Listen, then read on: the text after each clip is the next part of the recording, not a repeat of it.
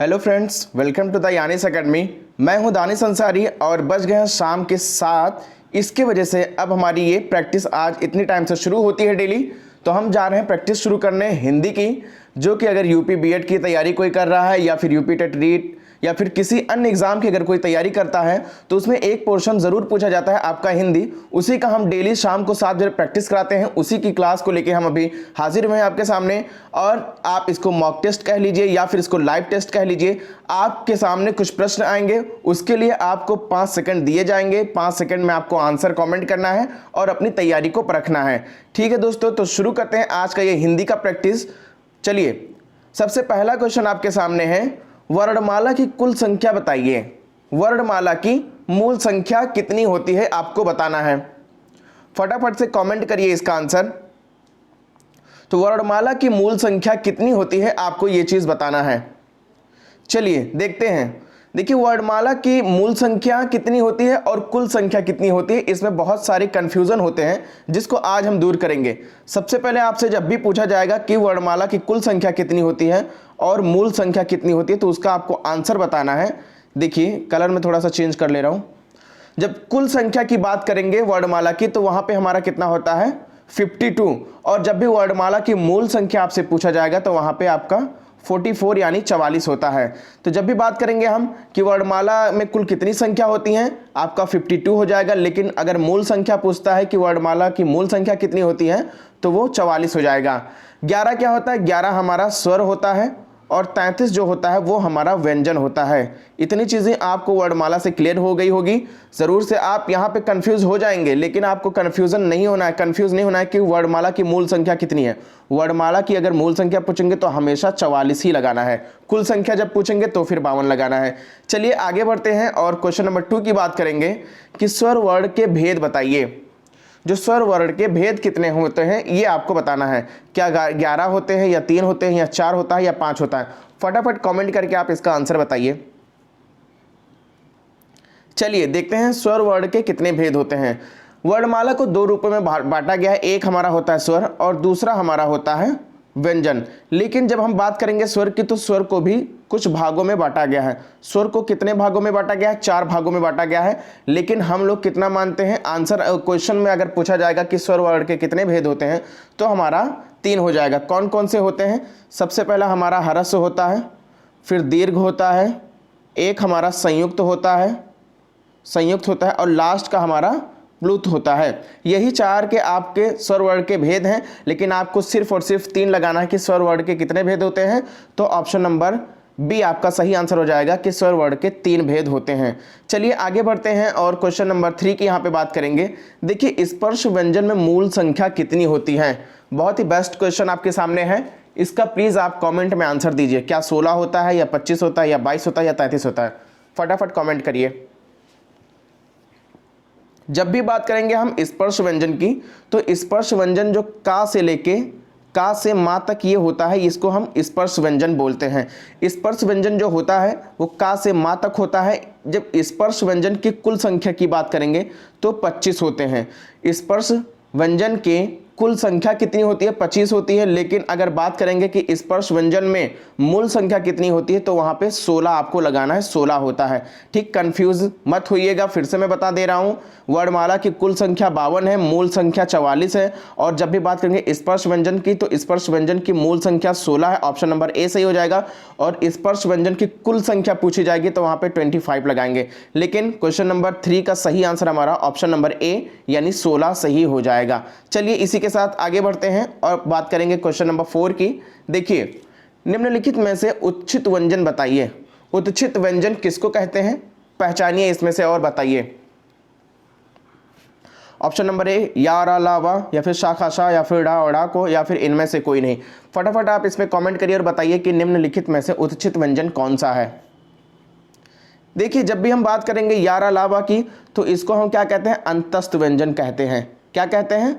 अंतस्थ व्यंजन कहते हैं। लेकिन जब भी बात करेंगे शा, खा, शा, हा की, तो इसको हम ऊष्ण व्यंजन कहते हैं। क्या कहते हैं? ऊष्ण व्यंजन, इसको हम कहते हैं शा, खा, शा को।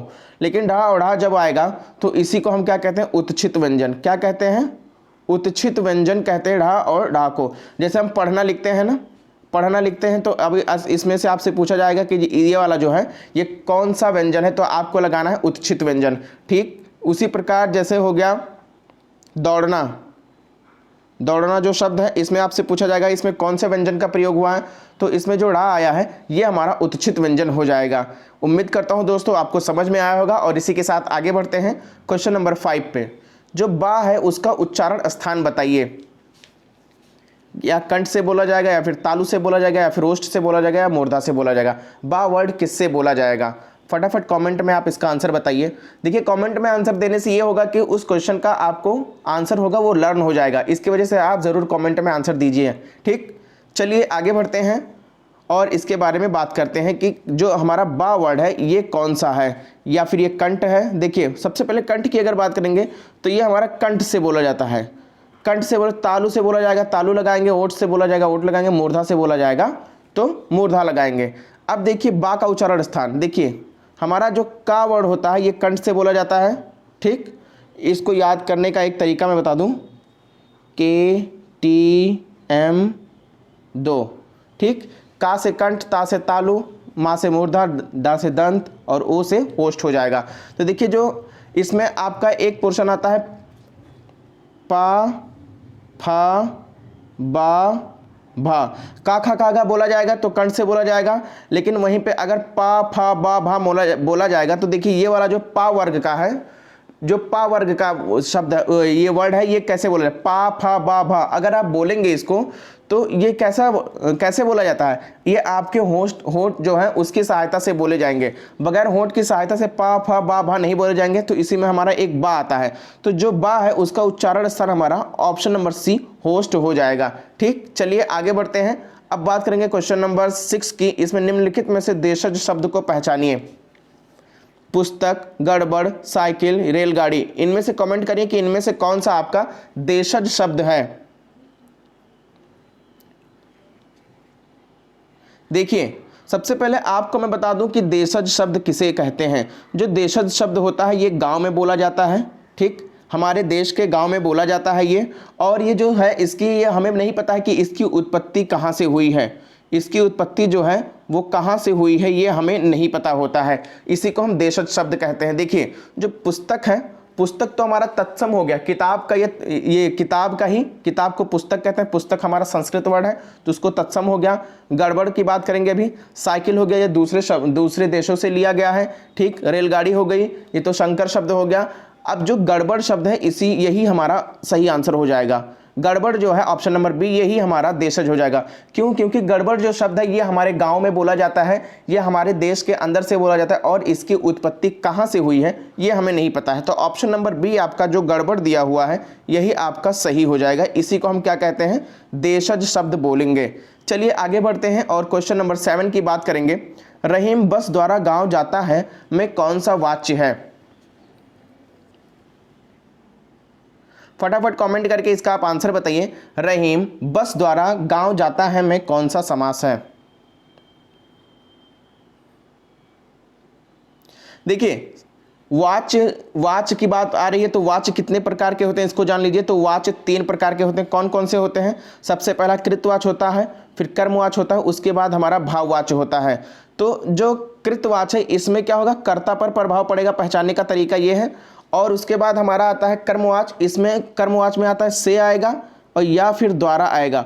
और जो भाववाच्य आएगा ये शब्दों के बीच में नहीं आता है। नहीं शब्द अगर शब्दों के बीच में आ रहा है तो वहां पे हमारा क्या हो जाएगा? वाक्यों के बीच में अगर नहीं आ रहा है तो भाववाच्य हो जाएगा। देखिए शब्द को पहचानिए, वाक्य को पहचानिए। रहीम बस द्वारा गांव जाता है, तो हमारा बीच में आया कि नहीं आया? यहाँ पे देखिए द्वारा आया, बस द्वारा गांव जाता है। और मैंने ट्रिक बताया है कि अगर से आएगा या फिर द्वारा आएगा तो आपका क्या हो जाएगा? ये हमारा कर्मवाच्य हो जाएगा। अगर यहीं पे रहीम बस द्वारा गांव नहीं जाता है, अगर नहीं आ जाता तो हमारा भाववाच्य हो जाता है। लेकिन रहीम बस द्वारा गांव जाता है से आया या फिर द्वारा आया तो हमारा इसमें द्वारा आ रहा है, द्वारा आएगा तो हमारा कर्मवाच्य हो जाएगा। ठीक, उम्मीद करता हूं दोस्तों आपको समझ में आ रहा होगा। और इसी के साथ आगे बढ़ते हैं और हमारा यह क्वेश्चन आ गया। ये बताइए कौन सा चिन्ह है? विराम चिन्ह से क्वेश्चन मैंने लिया हुआ है कि इस चिन्ह को क्या कहते हैं। इसको विवरण चिन्ह कहते हैं, उपविराम कहते हैं, पूर्ण विराम कहते हैं या फिर अर्धविराम कहते हैं। फटाफट कॉमेंट करके इसका आप आंसर बताइए। देखिए जब भी बात करेंगे कि इस विराम को क्या कहते हैं, इससे पहले मैं आपको बताऊं कि जो विवरण चिन्ह होता है ये कैसा होता है। तो ये इस प्रकार का जो होता है, कोई भी चीज़ लिखते हैं उसके आगे ये चीज़ लगाते हैं, उसके बाद में उसका विवरण लिखते हैं, उसी को विवरण चिन्ह कहते हैं। उपविराम की जब भी बात करेंगे तो उपविराम को ऐसे लिखा जाता है। पूर्ण विराम की बात करेंगे तो ये सबसे सिंपल है, ऐसे लिखा जाता है। फिर अर्धविराम जो है ये हमारा कैसे होता है, एक कॉमा रहेगा, कॉमा के ऊपर एक बिंदी लगेगी, ये हमारा अर्धविराम की पहचान हो गई। लेकिन हमसे पूछा था कि ये जो दो बिंदी लगते हैं इसको क्या कहते हैं, तो इसको उपविराम कहते हैं। ऑप्शन नंबर बी उपविराम आपका सही आंसर यहाँ पे हो जाएगा। मैं एक चीज़ बताऊं कि जो हिंदी में विराम चिन्ह कितने हैं, तो हिंदी में 20 विराम चिन्ह है। और इस विराम चिन्ह को किसने दिया है, तो इस विराम चिन्ह को कामता प्रसाद ने दिया है। किसने दिया है, कामता प्रसाद महोदय ने ये दिया है कि विवरण जो विराम चिन्ह होते हैं ये 20 होते हैं, कामता प्रसाद महोदय ने बताया है। चलिए आगे बढ़ते हैं, क्वेश्चन नंबर 9 की बात करेंगे। निम्नलिखित में से स्त्रीलिंग पहचानिए। गाड़ी, खरगोश, पहाड़, शुक्रवार, इनमें से आप बताइए कि कौन सा इसमें से स्त्रीलिंग है। फटाफट कमेंट करके आप इसका आंसर बताइए। देखिए जब स्त्रीलिंग की हम बात करेंगे, जब भी हम स्त्रीलिंग की बात करेंगे या फिर पुल्लिंग की बात करेंगे तो ये कैसे पहचानेंगे, आपको एक टेस्टर मैंने बताया था कि इस शब्दों के साथ आप कोई भी विशेषण जोड़िए। अगर वो फीमेल की वॉइस निकाल रहा है तो स्त्रीलिंग हो जाएगा, और अगर वो पुरुषवाचक यानी मेल की वॉइस निकाल रहा है तो हमारा वहाँ पे पुल्लिंग हो जाएगा। अब एक एक करके हम चेक करेंगे। देखिए सबसे पहले खरगोश को चेक करेंगे। देखिए खरगोश दौड़ता है, खरगोश दौड़ता है, क्या इसके साथ लग रहा है, दौड़ता, दौड़ता है। तो ये बताओ खरगोश दौड़ता है या दौड़ती है, खरगोश दौड़ता है। अब ये क्या हो रहा है, ये मेल वॉइस निकाल रहा है, तो ये हमारा हो गया, ये हमारा हो गया पुल्लिंग हो गया। इसका मतलब खरगोश तो नहीं होगा। फिर पहाड़, पहाड़ देखो, पहाड़ बहुत बड़ा होता है, पहाड़ बहुत बड़ा है, या फिर पहाड़ बहुत अच्छा है, अच्छा लगाओ, पहाड़ अच्छा है, पहाड़ अच्छा है। अब इसमें बताइए पहाड़ अच्छी है बोलेंगे या फिर पहाड़ अच्छा है, तो ऑब्वियसली आप यही बोलेंगे कि पहाड़ अच्छा है। पहाड़ अच्छा है इसका मतलब ये पुल्लिंग है, और पुल्लिंग ये है तो स्त्रीलिंग ये नहीं होगा। ऐसे शुक्रवार हो गया। मैं एक चीज़ आपको बता दूं, जो दिन के नाम होते हैं और महीने के नाम होते हैं ये पुल्लिंग होते हैं। आपको ये ट्रिक में याद रखना है कि जो दिन के नाम आएंगे या फिर आपके महीने के नाम आएंगे या फिर देश के नाम आएंगे, ये सारे के सारे आपके पुल्लिंग होते हैं। इतनी चीज़ें आपको ध्यान में रखना। वैसे भी आप इसको टेस्टर से ही चेक कर सकते हैं कि जैसे शुक्रवार आ गया, आज शुक्रवार का दिन है, ठीक, शुक्रवार अच्छा दिन है, ये बोलते हैं शुक्रवार अच्छा दिन है, या फिर बोलते हैं शुक्रवार अच्छी दिन है। ऑब्वियसली यही बोलेंगे शुक्रवार अच्छा दिन है, तो ये भी पुल्लिंग वॉइस निकाल रहा है। अगर पुल्लिंग वॉइस निकाल रहा है तो ये हमारा पुल्लिंग शब्द हो जाएगा। बचा एक ही, हम सारे के सारे ऑप्शन को चेक करके एलिमिनेट करके भी इसका आंसर निकाल सकते थे, लेकिन अब देखिए गाड़ी, ऑप्शन नंबर ए यही बचा गाड़ी, और आपका यही आंसर सही हो जाएगा। गाड़ी जो शब्द है वो हमारा स्त्रीलिंग है। और कैसे है, मैंने आपको बताया, देखो गाड़ी आ रही है, गाड़ी अगर कहेंगे गाड़ी आ रहा है तो ये हमारा नहीं बैठ रहा है, गाड़ी आ रहा है, अगर ये सही होता तो हमारा तो पुल्लिंग हो जाता।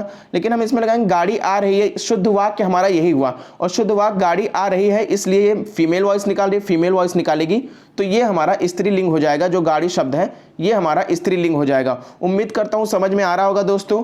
और अब हम पहुंच गए क्वेश्चन नंबर 10 की बात करेंगे कि पंचवटी में कौन सा समास है। इसमें द्वंद्व समास है, द्विगु समास है, कर्मधारय समास है, या फिर बहुव्रीहि समास है। फटाफट कमेंट करके आप इसका आंसर बताइए दोस्तों। अगर हमारा ये पढ़ाया हुआ आपको वाकई में लगता है, पसंद आ रहा है, ये प्रैक्टिस हमारी सही लग रही है, तो आप प्लीज़, अगर जो बच्चे नए हैं, ये प्लीज़ आप इस चैनल को सब्सक्राइब कर लीजिएगा और बाकी लोगों तक भी शेयर करिए। चलिए क्वेश्चन नंबर 10 की अगर बात करेंगे, देखिए इसमें क्या लिखा हुआ है, पंचवटी। पंचवटी अगर इसको तोड़ेंगे तो ये क्या है, पांच वटी। पंच मतलब पांच ही होता है और वटी होता है। तो जो पहला शब्द हमारा है ये हमारा क्या आया, संख्यावाची। संख्यावाची पहला पद अगर संख्यावाची है तो हमारा हमेशा, मैंने ट्रिक बताया है, वो द्विगु समास हो जाएगा। द्विगु समास कब होगा, जब पहला पद हमारा संख्यावाची होगा। तो ऑप्शन नंबर बी आपका यहाँ पे सही आंसर हो जाएगा। पंचवटी में द्विगु समास होगा। क्यों, क्योंकि पंच मतलब होता है पांच, पंच मतलब होता है पांच, ठीक, एक मिनट, पंच मतलब पांच होता है, और पांच अगर आया तो एक संख्यावाची है, और संख्यावाची जब भी होगा तो हमारा द्विगु समास हो जाएगा। अब बाकी के समास की बात कर लेंगे कि कैसे पहचानते हैं। इसकी ट्रिक क्या है, द्वंद्व समास की यही ट्रिक है। इसमें संयोजक चिन्ह आता है और इसमें दो शब्द रहेंगे, दोनों शब्द एक दूसरे के विलोम रहेंगे। द्विगु समास मैंने बताया अभी कि पहला शब्द हमारा क्या होगा, ये संख्यावाची होगा। कर्मधारय की बात करेंगे तो इसमें क्या होता है, ये विशेषता बतलाती है। क्या शब्द में विशेषता बतलाते हैं। जैसे पीतांबर हो गया यानी पीला है जो अंबर, तो कर्मधारय समास में आ गया। बहुब्रीहि समास में क्या होता है, इसमें ये बताएंगे, ये तीसरा पद प्रधान होता है। क्या होता है, तीसरा पद प्रधान होता है। और एक ट्रिक बहुब्रीहि की है कि भगवानों के नाम हो गया या फिर ब्रह्मा के नाम हो गए, इन तमाम प्रकार के नाम जो आते हैं वो हमारे बहुब्रीहि समास में ही आते हैं। चलिए, तो इसका आंसर मैं बता दूं, पंचवटी का द्विगु समास होगा, ऑप्शन नंबर बी सही हो जाएगा। और इसके साथ आगे बढ़ते हैं। अब बात करेंगे हम राजपूत शब्द में कौन सा समास है। राजपूत में कौन सा समास है, आप बताइए। क्या कर्मधारय समास है, तत्पुरुष समास है, अव्ययभाव समास है, या फिर इनमें से कोई नहीं। फटाफट इसका आंसर बताइए। चलिए बात करेंगे क्वेश्चन नंबर 11 की। तो जो हमारा राजपूत है ना, देखिए राजपूत है, अगर इसका समास विग्रह करेंगे तो देखिए राजा का पुत्र, राजा का पुत्र, राजा के पुत्र को ही तो राजपूत बोलते हैं ना। तो राजा का पुत्र, इसमें क्या हो रहा है, इसमें का आया, और जो का आया ये हमारा क्या है, ये संबंध बताता है ना, संबंध तत्पुरुष का बताता है, तो इसको तत्पुरुष समास बोलेंगे। इसमें संबंध कारक बता रहा है, का, की, के, नानी, ने, रारी, रे, ये शब्द मैंने बताया था कि ये संबंध में आता है। कौन से, संबंध कारक में आता है। तो ये हमारा राजा का पुत्र में जो का आया ये एक कारक है, और जब कारक होगा तो वो हमारा तत्पुरुष समास होगा। क्यों, क्योंकि जो तत्पुरुष में होता है, तत्पुरुष समास में कारक का लोप होता है, कारक का लोप होता है। और जो हमारा ये शब्द है राजा का पुत्र, तो इसमें बीच में का आया, और का हमारा एक कारक है। जब भी कारक होगा तो हमारे तत्पुरुष, ऑप्शन नंबर बी आपका सही आंसर हो जाएगा। चलिए, कर्मधारय को मैंने बताया था, इसमें विशेषता बताई जाती है, तत्पुरुष में कारक का लोप होता है। अव्ययभाव में सबसे पहला शब्द जो आएगा वो आपका उपसर्ग होगा। ठीक, चलिए आगे बढ़ते हैं और क्वेश्चन नंबर 12 की बात करते हैं कि वचन के कितने प्रकार होते हैं। हिंदी में वचन के कितने प्रकार होते हैं, इसका ऑप्शन 1, 2, 3, 4, इनमें से बताइए क्या होगा सही। चलिए, वचन हमारे जो हिंदी में ये 2 प्रकार के होते हैं। हमारा पहला होता है एक वचन, और जब दूसरी की बात करेंगे तो इसको क्या कहते हैं, एक वचन, और हमारा दूसरा होता है बहुवचन। एक वचन और बहुवचन। चलिए आगे बढ़ते हैं और क्वेश्चन नंबर 13 की बात करेंगे। देखिए, मैं इसका आंसर नहीं बताया। वचन के कितने प्रकार होते हैं, 2 प्रकार होते हैं, ऑप्शन नंबर बी आपका सही हो जाएगा। बात करेंगे क्वेश्चन नंबर 13 की, काल के कितने भेद होते हैं। फटाफट कमेंट करके आप बताइए हिंदी में कितने काल होते हैं। 1, 2, 3, 4 में से बताइए काल के कितने भेद होते हैं। तो जब भी काल की बात करेंगे तो हिंदी में जो काल होता है ये 3 प्रकार के होते हैं। कौन कौन से होते हैं, सबसे पहले आपका वर्तमान काल हो जाएगा, उसके बाद क्या आ जाएगा, भूतकाल आ जाएगा, और इसके बाद हमारा आ जाएगा भविष्यकाल। यही जो तीनों, वर्तमान काल, भूतकाल या फिर भविष्यकाल है, यही तीनों हमारे काल के भेद हैं, जो कि ऑप्शन नंबर सी आपका सही हो जाएगा। काल के 3 भेद होते हैं। चलिए क्वेश्चन नंबर 14 की तरफ बढ़ते हैं। बात करेंगे अध्यापक ने छात्रों को पीटा, इसमें कौन सा कारक है। क्या कर्ता कारक है, कर्म कारक है, संप्रदान कारक या फिर करण कारक है। देखिए, अध्यापक ने छात्रों को पीटा, तो एक तो हमारा ने आ रहा है, एक हमारा आ रहा है को। अब हमें ने के हिसाब से लगाना है या को के हिसाब से लगाना है। मैंने प्रीवियस वीडियो में आपको बताया हुआ है कि जब भी कारक की बात करेंगे तो हम सबसे लास्ट का देखेंगे। सबसे लास्ट में क्या है, को है। अब ये को है, को किसकी विभक्ति है। देखिए, कर्ता ने कर्म को, ऐसे कर्ता ने कर्म को करण से, इसमें तो ये कर्ता ने कर्म को, ऐसे आप चेक कर सकते हैं। कर्ता के साथ ने आएगा, कर्ता ने कर्म के साथ को आएगा, तो हमारा को ही देखना है। को आ गया तो कर्म आ गया, और इससे कर्म कारक हो गया, ऐसे हम पता लगा सकते हैं। चलिए आगे बढ़ते हैं और क्वेश्चन नंबर 15 की बात करेंगे। राहुल रोग से ग्रसित है में कौन सा कारक है। अब बताइए फटाफट इसका आंसर आप। सबसे पहले इसको जानने के लिए हम यही करेंगे, राहुल रोग से ग्रसित है, तो इसमें जो विभक्ति क्या आई है, से आया है। से विभक्ति आई, से किसके लिए प्रयोग होता है, एक तो करण के लिए प्रयोग होता है और एक हमारा अपादान के लिए प्रयोग होता है। अब आप फंस गए यहाँ पे, आपको पता करना है कि ये अपादान कारक होगा या फिर हमारा करण कारक होगा। चलिए देखेंगे अपादान कारक कब होगा, जब अलगाव होता है, जब कोई भी चीज़ किसी चीज़ से अलग होती है तो वहाँ पे अपादान कारक होगा। वहाँ पे अगर से आता है तो वहाँ अपादान कारक हो जाएगा। लेकिन अगर जो हमारा से है, अगर ये साधन के रूप में प्रयोग होता है, तो वो हमारा करण कारक हो जाएगा। ऑप्शन नंबर बी आपका यहाँ पे सही हो जाएगा। क्यों, क्योंकि यहाँ पे देखो राहुल रोग से ग्रसित है, किससे, रोग से ग्रसित है। तो जो रोग है ये हमारा क्या है, एक साधन का प्रकार है, एक हमारा साधन का प्रकार के राहुल रोग से ग्रसित है, किससे ग्रसित है, रोग से ग्रसित है, तो रोग हमारा एक साधन हो गया, इसलिए हमारा जब साधन से की विभक्ति आती है तो वहाँ पे करण कारक हो जाता है। कर्ता कारक मैंने बता दिया, कर्ता ने आएगा, करण से में आएगा, संप्रदान में क्या आएगा आप बताएंगे, अधिकरण में आता है में, पर, ऊपर, संप्रदान में आता है के लिए, संप्रदान में के लिए आता है। अगर ये शब्द बीच में आते हैं तो आप कर्ता कारक को पहचान सकते हैं या फिर कर्म कारक या करण कारक कोई भी कारक को पहचान सकते हैं, ट्रिक मैंने बता दिया। चलिए आगे बढ़ते हैं, क्वेश्चन नंबर 16 की बात करेंगे। पेड़ से पत्ते गिरते हैं में कौन सा कारक है, अपादान कारक है, करण कारक है, अधिकरण कारक है या कर्म कारक है? फटाफट कमेंट करके इसका आंसर बताइए। देखिए जो ये पेड़ हो गया, ये पेड़ हो गया, अब पेड़ से ये पत्ते गिर रहे हैं, क्या कर रहे हैं, पत्ते गिर रहे हैं, ये जमीन पे गिर रहे हैं, तो इसमें क्या हो रहा है, अलगाव हो रहा है। देखो सबसे पहले से आया, अब से आया तो आपका या करण कारक होगा या अपादान कारक होगा, लेकिन पेड़ से पत्ते गिर रहे हैं तो पेड़ से क्या हो रहे हैं, पत्ते अलग हो रहे हैं। और जहां भी मैंने बताया था कि अगर से विभक्ति आती है और वहां पे अगर अलगाव आता है, वहां पे अगर अलगाव आता है तो वहां पे हमारा अपादान कारक हो जाएगा। यानी पेड़ से पत्ते गिरते हैं, पत्ते अलग हो रहे हैं, तो ऑप्शन नंबर ए सही आपका हो जाएगा, अपादान कारक होगा। करण में क्या, अगर किसी साधन की यहाँ पे बात की जाती और से आता तो हमारा करण कारक हो जाता है। चलिए आगे बढ़ते हैं और क्वेश्चन नंबर 17 की बात करेंगे। देखिए निम्नलिखित में से शुद्ध वाक्य पहचानिए। जरूरी नहीं है दोस्तों कि जैसे मैं जो क्वेश्चन यहाँ पे लेके आ रहा हूँ वो क्वेश्चन आएंगे, नहीं वो क्वेश्चन तो नहीं आएंगे, लेकिन उसी प्रकार से क्वेश्चन आएंगे, वहां से आपका बाहर नहीं जाने वाला है। ठीक, ज्यादातर इसी सबसे पूछा, कारक हो गया, संधि हो गया, समास हो गया, सर्वनाम हो गया, संज्ञा हो गया, इससे ज्यादा कहाँ से क्वेश्चन पूछ लेगा। इसलिए आप ईमानदारी से बस तैयारी करिए और 5 दिन वीडियो देख के देखिए, आपको खुद लगेगा कि हाँ वाकई में हमने हिंदी में कुछ पाया है। चलिए निम्नलिखित में से शुद्ध वाक्य बताइए। राम ने रोटी खाया, शीला ने खाना खाया, आप लोग बहुत अधिक चालाक हैं, या फिर इनमें से कुछ नहीं। चलिए आप बताइए शुद्ध वाक्य क्या है। अगर हम बात करेंगे राम ने रोटी खाया तो यहां पे गलत हो गया। राम अगर ये लिखा होता राम ने रोटी खाई, राम ने रोटी खाई तब तो सही हो जाता। राम ने रोटी खाया तो ये जो खाया है यहाँ पे हमारा गलत हो गया है।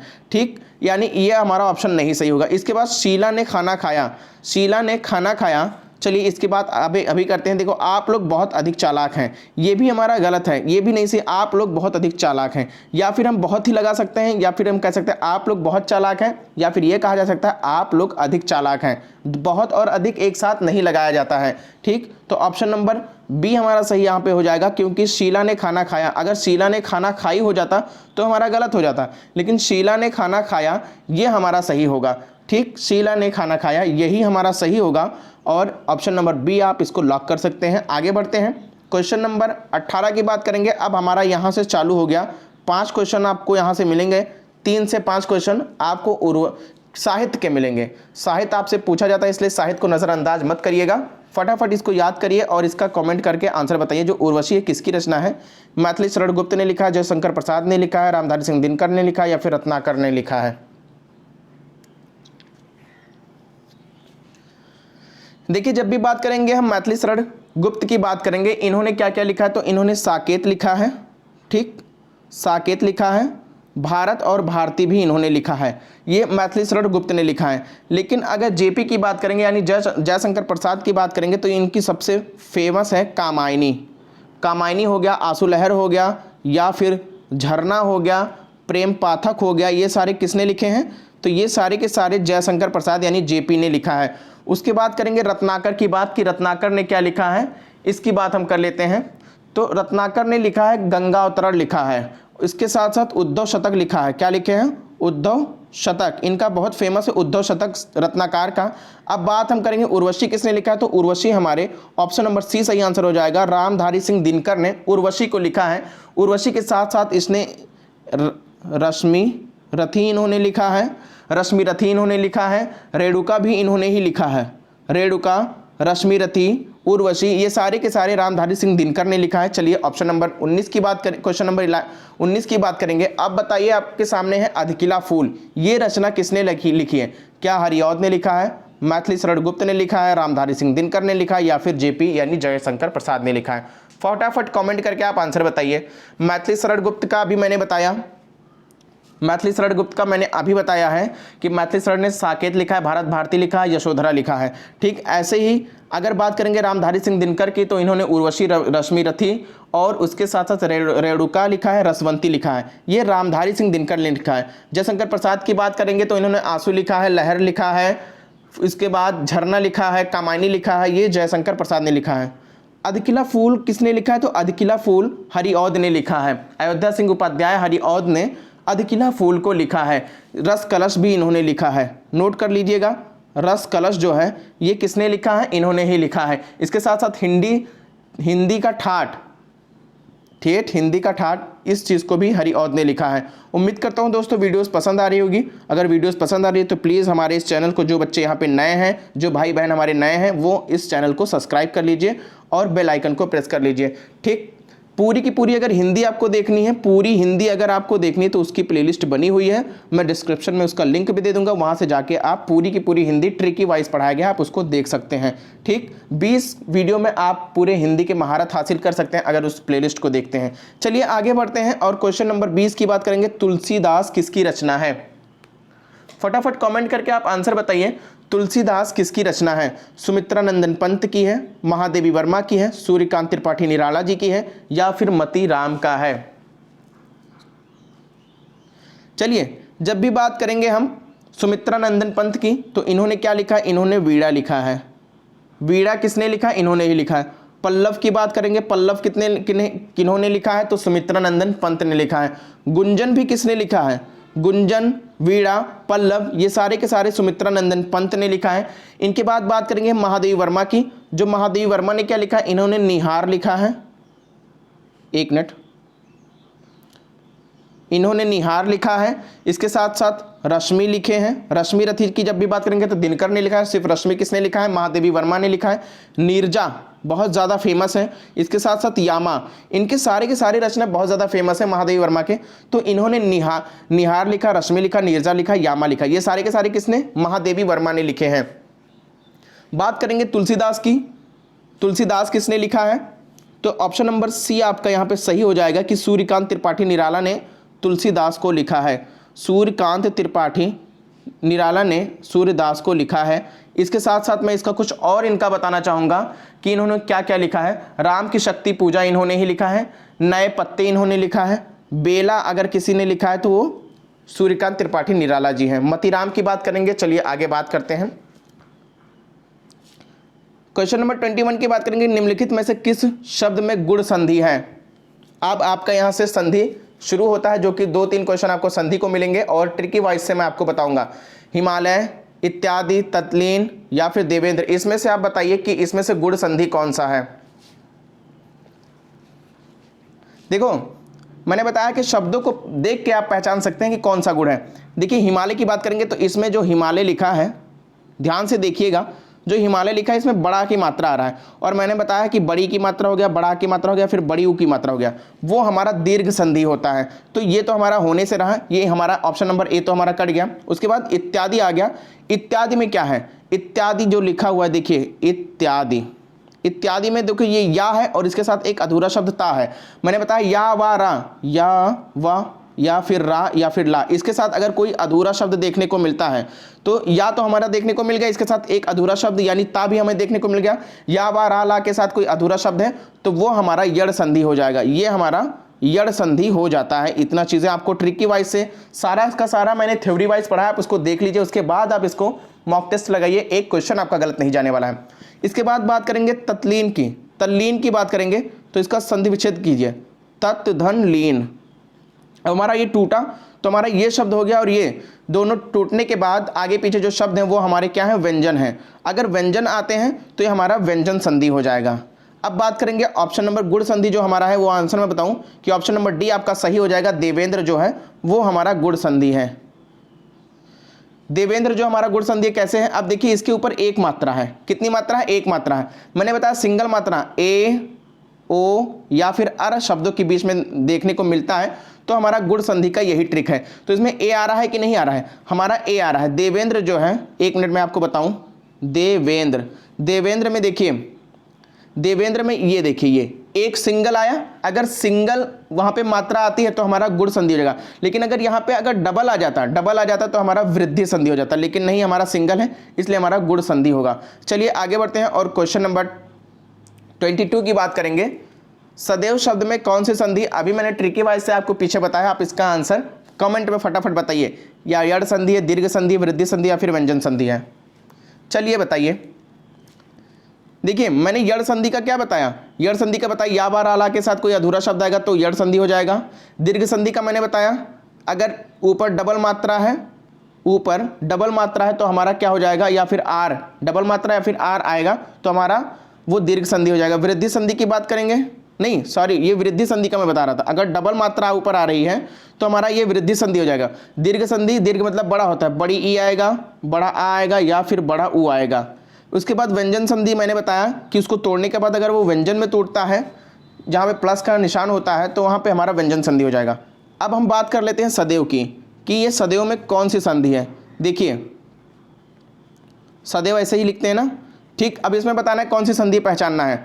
देखिए कैसे पहचानते हैं, जो सदैव में ऊपर आया कितने मात्रे हैं, ऐसे जाके डबल मात्रा है कि नहीं मात्रा है। सदैव में यानी मैंने बताया है कि अगर शब्दों के बीच में डबल मात्रा ऊपर देखने को ये मिलता है, अगर डबल मात्रा देखने को मिलता है तो वो हमारा वृद्धि संधि हो जाता है, यानी ऑप्शन नंबर सी आपका सही आंसर हो जाएगा, वृद्धि संधि। चलिए आगे बढ़ते हैं और आपको समझ में आया होगा ना, सदैव में जो है वो डबल मात्रा है, इसकी वजह से हमारा ये वृद्धि संधि ऑप्शन नंबर सी सही हो जाएगा। बात करेंगे 23 की, क्वेश्चन नंबर 23 की, इति प्लस आदि में कौन सी संधि है। इसको जोड़ेंगे तो बताइए, या गुण संधि है, यड़ संधि है, दीर्घ संधि या फिर व्यंजन संधि है, पहचानिए फटाफट। देखिए मैंने बताया इति प्लस आदि में कौन सी संधि, तो इसको आप जोड़ लीजिए, इसको जोड़ेंगे तो क्या होगा, इत्यादि बना कि नहीं, इत्यादि, इत्यादि बना कि नहीं। अभी पिछले क्वेश्चन में मैंने बताया है कि इत्यादि में कौन सी संधि है उसको बताना है, और ये क्वेश्चन भी आ गया। देखिए कैसे, इत्यादि में मैंने बताया कि अगर कोई या हो गया, रा हो गया, या ला हो गया या फिर वाह हो गया और इसके साथ कोई अधूरा शब्द आ रहा है तो हमारा क्या हो जाता है, वो हमारा यड़ संधि हो जाता है। देखिए हमारा या आया, या बार आला में से या आया और उसके बाद एक अधूरा शब्द ता आया, ता हमारा आधा या के साथ चिपका हुआ है, लटका हुआ है, तो ये हमारा क्या होगा, ये यड़ संधि हो जाएगा। क्या हो जाएगा, यड़ संधि हो जाएगा। क्यों, क्योंकि हमारा इत्यादि में या आ रहा है और उसके साथ साथ अधूरा शब्द भी आ रहा है, तो ऑप्शन नंबर बी आपका यड़ संधि यहाँ पे सही आंसर हो जाएगा। क्वेश्चन नंबर 24 की बात करेंगे। देखिए यानिश एकेडमी आपको कैसा लगा में कौन सा सर्वनाम है, आप बताइए। यानिश एकेडमी आपको कैसा लगा, बहुत ही अच्छा क्वेश्चन है यहाँ पे, आप इसका आंसर बताइए कि यानिश एकेडमी आपको कैसा लगा में कौन सा सर्वनाम है। अनिश्चयवाचक सर्वनाम है, संबंधवाचक सर्वनाम है, प्रश्नवाचक सर्वनाम है या फिर निजवाचक सर्वनाम है। देखिए जब भी बात करेंगे अनिश्चयवाचक की तो इसमें कोई भी चीज़ निश्चित नहीं होता है। संबंधवाचक में जैसा तैसा ऐसे तमाम प्रकार के शब्द आएंगे तो वो हमारा हो जाएगा संबंधवाचक सर्वनाम। लेकिन प्रश्नवाचक की बात करेंगे, प्रश्नवाचक में आपको क्वेश्चन पूछा जाएगा। जैसे यहाँ पे पूछा जाता है यानिश एकेडमी आपको कैसा लगा, कैसा लगा आपसे क्वेश्चन कर रहे हैं, प्रश्न कर रहे हैं, तो ऑप्शन नंबर सी आपका यहाँ पे सही आंसर हो जाएगा। ठीक, जैसा कैसा, क्यों, कब, कहाँ, ये तमाम प्रकार के अगर क्वेश्चन वर्ड आ रहे हैं तो आपका वहाँ पे प्रश्नवाचक सर्वनाम हो जाएगा। आपसे यानिश एकेडमी पूछा था यानिश एकेडमी आपको कैसा लगा, कैसा लगा उसके बाद यानी क्वेश्चन मार्क आ रहा है तो हमारा प्रश्नवाचक सर्वनाम हो जाएगा। इसके साथ साथ निजवाचक सर्वनाम आते हैं। सर्वनाम के कितने प्रकार होते हैं आपसे पूछा जा सकता है, तो सर्वनाम के 6 प्रकार होते हैं, इस चीज़ को याद रखना है। चलिए आगे बढ़ते हैं और क्वेश्चन नंबर 25 की बात करेंगे। टोकरी में मीठे संतरे हैं में विशेषण बताइए। आज का ये आखिरी क्वेश्चन है, फटाफट आप कमेंट करके इसका आंसर बताइए। टोकरी, मीठे संतरे, इनमें से कोई नहीं, फटाफट आंसर बताइए। देखिए जो टोकरी हमारा, देखिए विशेषण बताना है ना, विशेषण किसे कहते हैं, संज्ञा या फिर सर्वनाम के स्थान पर जो शब्द प्रयोग होते हैं उसको हम क्या कहते हैं, विशेषण, सॉरी संज्ञा या सर्वनाम की जो विशेषता बतलाते हैं, संज्ञा या सर्वनाम की जो शब्द विशेषता बतलाते हैं उसको हम क्या कहते हैं, उसको हम विशेषण कहते हैं। टोकरी में मीठे संतरे हैं, इनमें से आपको बताना है कि इसमें से विशेषण क्या है। टोकरी जो है ये तो हमारा नाउन हो गया, में कोई शब्द है ही नहीं। संतरा जो है ये भी नाउन हो गया, है जो है ये भी कुछ नहीं है। इसके बाद मीठा, यानी संतरे कैसे हैं, संतरे मीठे हैं, उसकी विशेषता क्या है? उसकी विशेषता है कि संतरा हमारा मीठा है। तो जो हमारा मीठा शब्द हुआ यानी वो उसकी विशेषता संतरे की विशेषता क्या है कि वो मीठा है, और जो विशेषता बतलाता है उसी शब्द को हम क्या कहते हैं? विशेषण कहते हैं। तो जो हमारा मीठा शब्द है ऑप्शन नंबर बी हमारा यही सही हो जाएगा। चलिए दोस्तों, अगर सेशन आपको पसंद आया तो प्लीज़ इस चैनल को आप सब्सक्राइब कर लीजिए, जो लोग नहीं सब्सक्राइब किए हैं, और आपको अगर वीडियो पसंद आए तो लाइक करिए, शेयर करिए, कमेंट करिए। हमारा डेली 7 बजे क्लास होती है, और आप प्लीज़ उसका मॉक टेस्ट, लाइव टेस्ट जो भी समझिए उसको डेली दीजिए। आपको 5 दिन में बहुत ज़्यादा फर्क देखने को मिलेगा। मैं आपको बताऊँ, इसके अलावा हम यूपी टेट की क्लास भी चला रहे हैं, जिसमें से आपको CDP की, हिंदी की, EVS की, GK की तमाम प्रकार की क्लास चल रही है, जिसकी प्रैक्टिस शुरू होने वाली है, और पूरा थ्योरी वाइज क्लास चलाया जा रहा है, फ्री ऑफ कॉस्ट है। उसको आप जाके पढ़ सकते हैं, देख सकते हैं, नोट्स बना सकते हैं। चलिए दोस्तों, मिलते हैं अगले क्लास में, तब तक के लिए अपना ख्याल रखिएगा, तैयारी करते रहिए अच्छे से। अस्सलाम वालेकुम, जय हिंद, नमस्ते।